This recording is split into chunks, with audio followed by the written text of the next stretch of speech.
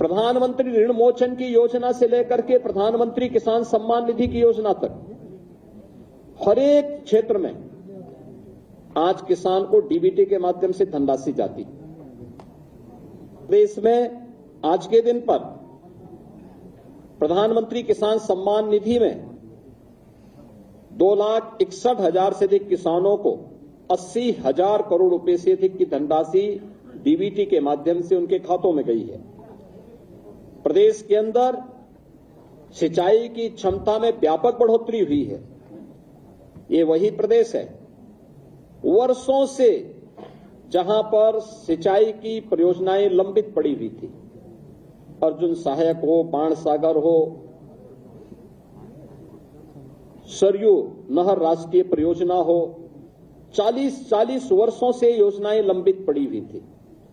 इस दौरान इन 8 वर्ष के अंदर प्रदेश सरकार ने, डबल इंजन की सरकार ने प्रधानमंत्री कृषि सिंचाई योजना का सहयोग लेकर के इन सभी परियोजनाओं को पूर्ण किया। लगभग 23 लाख हेक्टेयर के अतिरिक्त सिंचाई की सुविधा उत्तर प्रदेश के अन्नदाता किसानों को दी। प्रदेश के अंदर कृषि विज्ञान केंद्र स्थापित कराए। प्रदेश के अंदर कृषि विश्वविद्यालयों का उन्नयन किया। एक नए कृषि विश्वविद्यालय की स्थापना के लिए और 20 नए कृषि विज्ञान केंद्रों को सेंटर ऑफ एक्सीलेंस स्थापित करने की दिशा में कार्य प्रारंभ किए। टेक्नोलॉजी मिली, अच्छे बीज मिले। परिणाम क्या हुआ? धान में, गेहूं में, दलहन में, तिलहन में,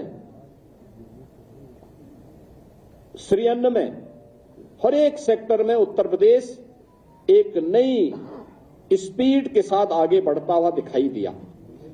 इसकी झलक मैं इसी बात से आपको देता हूं कि उत्तर प्रदेश में 2017 के पहले जो चीनी उद्योग लगभग बंदी के कगार पर था, अनुमान करिए व्यापक आंदोलन चलते थे, किसान अपने खेतों में आग लगाता था।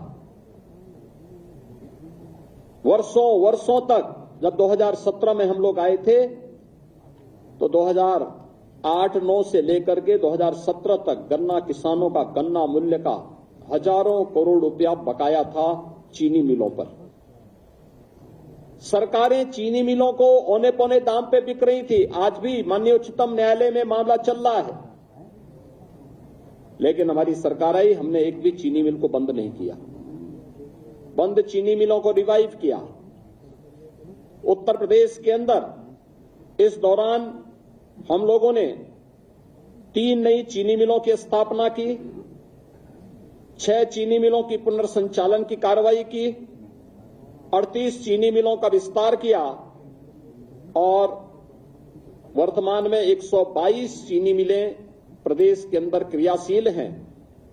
2017 से अब तक गन्ना किसानों को 2,80,000 करोड़ रुपए से अधिक का गन्ना मूल्य का भुगतान हुआ और यह पिछली सरकारों के 22 वर्ष के कार्यकाल की तुलना अगर इसे किया जाए, उन्होंने 22 वर्ष में जितना किया उतना हमारी ये डबल इंजन की सरकार ने मात्र 8 वर्ष में किया। उससे भी 60,000 करोड़ रुपए से अधिक की धनराशि गन्ना किसानों के खाते में उपलब्ध करवाने का काम किया।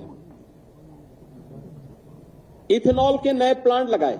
2017 तक केवल 42 करोड़ लीटर इथेनॉल का उत्पादन उत्तर प्रदेश में होता था।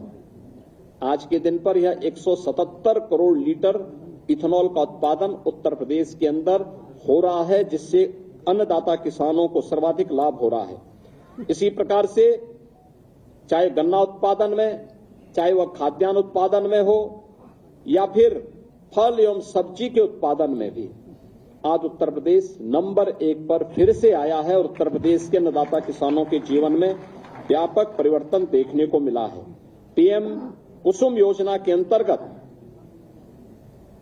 सोलर पैनल लगा करके प्रदेश के अंदर लगभग 86,000 अन्नदाता किसानों के जीवन में व्यापक परिवर्तन का काम किया गया। तो 14 लाख निजी नलकूप को भी विद्युत की मुफ्त व्यवस्था देकर के अन्नदाता किसानों की आमदनी को बढ़ाने में सरकार ने योगदान दिया और परिणाम है कि इस दौरान अगर आप देखें 2012 से 17 के बीच बिचौलियों के द्वारा तब सरकार करती थी, तब कोई प्रोक्योरमेंट सेंटर सरकार के द्वारा नहीं लगाए जाते थे। तब सरकार ने गेहूं का क्रय पे कुल पैसा खर्च किया था 12,808 करोड़। ये पैसा अन्नदाता किसान के पास नहीं, बिचौलियों के पास गया था। और 17 से लेकर के 23-24 के बीच में सरकार ने जो गेहूं क्रय पर धनराशि खर्च की है, इसमें इससे लगभग 2.5 गुना अधिक हम लोगों ने इसके लिए धनराशि खर्च की है, लोगों को उपलब्ध करवाया है। और इसमें 294 इसमें कुल धनराशि 12,808 करोड़ की तुलना में 43,424 करोड़ रुपए यानी 3.5 गुना अधिक भुगतान अन्नदाता किसानों को सीधे प्रोक्योरमेंट के केंद्र के माध्यम से हम लोगों ने अन्नदाता किसानों के लिए किया है। ऐसे धान के क्रय में भी 12 से 17 के बीच 17,190 करोड़ रुपए का कुल भुगतान बिचौलियों को हो पाया था, क्योंकि किसान सरकार के तत्कालीन सरकार के एजेंडे में कहीं नहीं था। इस दौरान 2017 से लेकर 2024 के बीच सरकार ने 5 गुना अधिक यानी 88,746 करोड़ रुपए का धान का मूल्य डीबीटी के माध्यम से अन्नदाता किसानों के खाते में करने का काम किया। प्रदेश के अंदर 32 लाख हेक्टेयर से अधिक भूमि को बाढ़ से बचाव करने में सरकार ने सफलता प्राप्त की है।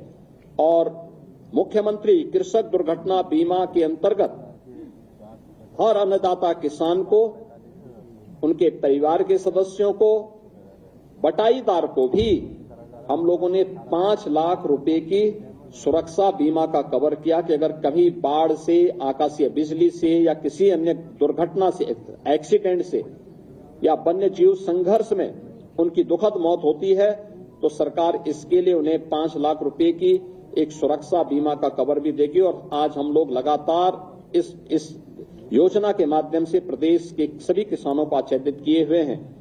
तो इस दौरान प्रदेश के अंदर निराश्रित गोवंश की समस्या का समाधान करने में भी ये डबल इंजन की सरकार को सफलता प्राप्त हुई, जिसमें 7,700 से अधिक को आश्रय स्थल के माध्यम से 12,50,000 से अधिक गोवंश का संरक्षण सरकार अपने स्तर पर कर रही है। और सहभागिता योजना के माध्यम से 1,05,000 पशुपालकों को 1,63,000 से अधिक गोवंश उनकी सुपुर्दगी में दिया गया है, जिसमें प्रति गोवंश प्रति माह अन्नदाता किसान को सरकार 1,500 रुपए का भुगतान करती है एक गोवंश के लिए। और इसी प्रकार से कुपोषित परिवारों को भी 10,000 गोवंश देने का काम सरकार ने इस दौरान किया है।